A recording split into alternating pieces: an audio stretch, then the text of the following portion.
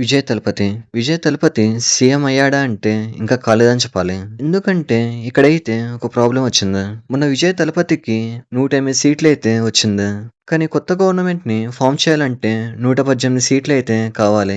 ఇంకా DMK, ADMK ఈ 2 పార్టీలయితే కలిసొస్తున్నారని ఒక టాక్ అయితే ఉంది. సో వీటి గురించి ఈరోజైతే ఈ వీడియోలో డిస్కస్ చేద్దాం. ఇంకా రజనీకాంత్, కమల్ హాసన్ వీళ్ళిద్దరెందుకు విజయ్ తలపతిలా సక్సెస్ అవ్వలేకపోయారు. సో దాని గురించి కూడా ఇప్పుడైతే ఈ వీడియోలో మాట్లాడుకుందాం. సో టాపిక్ దగ్గరికెళ్లే ముందు మీరైతే సబ్స్క్రైబ్ చేయండి. కిందున్న బెల్ ఐకాన్ని క్లిక్ చేయండి. సో టాపిక్ దగ్గరకొచ్చేస్తే విజయ్ తలపతి అయితే 108 సీట్లని గెలుచుకున్నాడు. ఇక్కడ 108 కూడా కాదు 107 అని చెప్పాలి. ఎందుకంటే విజయ్ తలపతి వచ్చేసి 2 చోట్ల పార్టిసిపేట్ చేశాడు. సో 2 చోట్ల ఎమ్మెల్యేగా అయితే చేయలేడు. ఒక చోట అయితే రాజీనామా చేయాలి. సో ప్రెసెంట్ అయితే 107 సీట్లు ఉన్నాయని చెప్పాలి. సో ప్రెసెంట్ అయితే కాంగ్రెస్ గవర్నమెంట్ తో కలుద్దామని ప్లాన్ లో ఉన్నారు. మొన్న కాంగ్రెస్ వచ్చేసి తమిళనాడులో 5 సీట్లని గెలుచుకుంది. సో ఇప్పుడైతే వీళ్ళ సపోర్ట్ ని అడుగుతున్నారు. అయితే కాంగ్రెస్ మాత్రం వీళ్ళతో కలవడానికి కొన్ని కండిషన్స్ ని పెట్టింది. ఆ కండిషన్స్ కి ఓకే అయితేనే వాళ్ళతో కలుస్తామని చెప్పింది. అయితే విజయ్ తలపతిని ఆపడానికి డిఎంకే ఇంకా ఏడీఎంకే ఈ 2 కలిసి వస్తున్నాయని ఒక టాక్ అయితే ఉంది. అంటే మోస్ట్లీ ఈ 2 పార్టీస్ అయితే కలవవు. ఒకవేళ కలిసొస్తే మాత్రం వీళ్ళైతే ఏం చేయలేరు. అంటే కేవలం ఈ పార్టీస్ మాత్రమే కాదు, పిఎంకే, ఐయుఎంఎల్, సిపిఐ ఇలాంటి చిన్న చిన్న పార్టీలు కూడా ఉన్నాయి. సో ఈ పార్టీస్ తో కూడా విజయ్ తలపతి అయితే కొలాడ్ అవ్వచ్చు. ఇక్కడైతే డిఎంకే పార్టీ ఇంకా కాంగ్రెస్ కి ఈ 2 పార్టీస్ కి మంచి కనెక్షన్ ఉంది. సో ఇప్పుడైతే వీళ్ళు ఏం చేస్తారో చూడాలి. మోస్ట్లీ విజయ్ తలపతి సీఎం గా రావచ్చు. ఇంకా 1 డేలో అయితే ఏంటనేది డిసైడ్ అవుతుంది. సో వీడియోని అయితే ముందుకు తీసుకెళ్లే ముందు మీరైతే ఒక లైక్ వేసుకోండి. ఇప్పుడైతే రజనీకాంత్ వచ్చేసి విజయ్ తలపతి లాగా ఎందుకు అవలేపాడు అంటే కేవలం రజనీకాంత్ మాత్రమే కాదు, కమల్ హాసన్ కూడా వీళ్ళిద్దరు ఎందుకు విజయ్ తలపతిలా సక్సెస్ అవలేపారు. సో ఇప్పుడైతే దీని గురించి మాట్లాడుకుందాం. ఫస్ట్ థింగ్ వచ్చేసి రజనీకాంత్ ఇంకా కమల్ హాసన్ వీళ్ళిద్దరైతే కరెక్ట్ టైంలో పాలిటిక్స్ కి అయితే రాలేదు. అంటే వాళ్ళకి ఏజ్ పెరిగిపోయాక పాలిటిక్స్ లోకి వచ్చారు.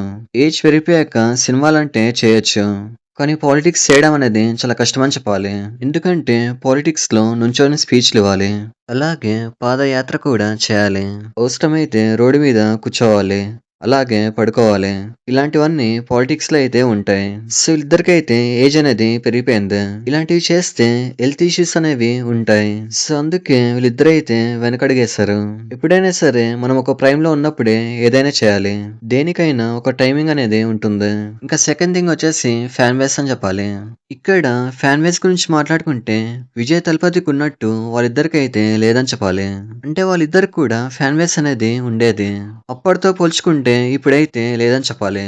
ఇంకా మూడోది వచ్చేసి విజయ్ తలపతి అయితే సినిమాల్ని వదిలేస్తా అని చెప్పాడు. ఎప్పుడైతే పాలిటిక్స్ లోకి ఎంటర్ అయ్యాడో అప్పుడే సినిమాల్ని వదిలేశాడు. కేవలం తను ఒప్పుకున్న సినిమాలు మాత్రమే చేశాడు.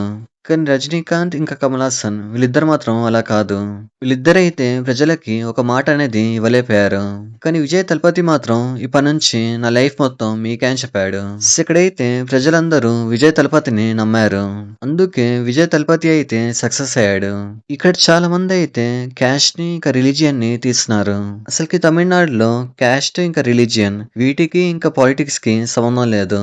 ఇంకా నాలుగోది వచ్చేసి విజయ్ తలపతి అయితే సోలోగా వచ్చాడు. అంటే 2-3 పార్టీస్ తో కలిసి రాలేదు, సోలోగా వచ్చాడు. అలాగే విజయ్ తలపతి వచ్చేసి యంగ్ జనరేషన్ ని నమ్మాడు. అంటే యూత్ ఎవరైతే ఉంటారో వాళ్ళకైతే సీట్లు ఇచ్చాడు. అలాగే విజయ్ తలపతి వచ్చేసి కరప్షన్ అనేది అసలు చేయలేదు. సో ఇలా చాలా విధాలుగా విజయ్ తలపతి అయితే సక్సెస్ అయ్యాడు. సో ఇది మ్యాటర్. ఇప్పుడైతే కాంగ్రెస్ ఇంకా విజయ్ తలపతి వీళ్ళిద్దరైతే కలిసే పనిలో ఉన్నారు. చూద్దాం ఇప్పుడు రానున్న రోజుల్లో ఏం జరుగుతుందో. విజయ్ తలపతి అయితే ఎలా పాలిస్తాడో చూద్దాం. చాలా డీటెయిల్స్ తో ఈ వీడియోని అయితే మీ ముందుకు తెచ్చాను. సో మీలో ప్రతి ఒక్కరు కూడా లైక్, షేర్, సబ్స్క్రైబ్ చేయండి. Thank you.